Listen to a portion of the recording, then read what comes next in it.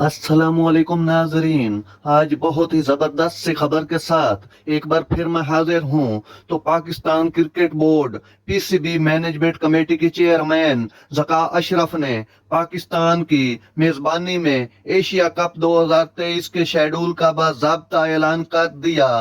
PCB के मुताबिक इफ्तिताही match Pakistan और नेपाल के दरमियान 30 अगस्त को मुल्तान में खेला जाएगा।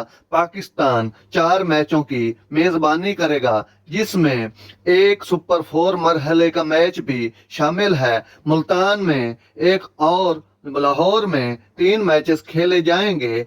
पीसीबी के मुताबिक श्रीलंका 9 मैचेस की मेजबानी करेगा, जिनमें से कैंडी में 3 और कोलंबो में 6 मैचेस खेले जाएंगे। एशिया कप में पाकिस्तान और भारत का मैच 2 सितंबर को श्रीलंका के शहर कैंडी में खेला जाएगा।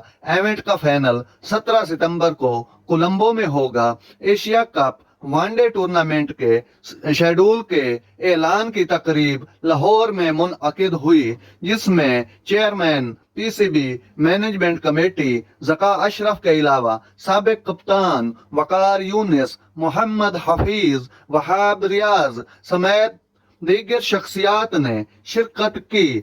इस मौका पर chairman PCB management committee Zaka Ashraf ने कहा कि 15 साल बाद पाकिस्तान में इंटरनेशनल टूर्नामेंट का होना खुश आइंद है।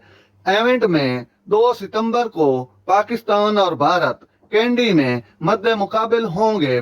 पाकिस्तान और भारत सुपर 4 में पहुंची तो एक और मुकाबला होगा और दोनों टीमों ने फाइनल तक रसाई हासिल की तो इस इवेंट में 3 बार मद्दे मुकाबिल आएंगी। इवेंट का आगाज 30 अगस्त से होगा।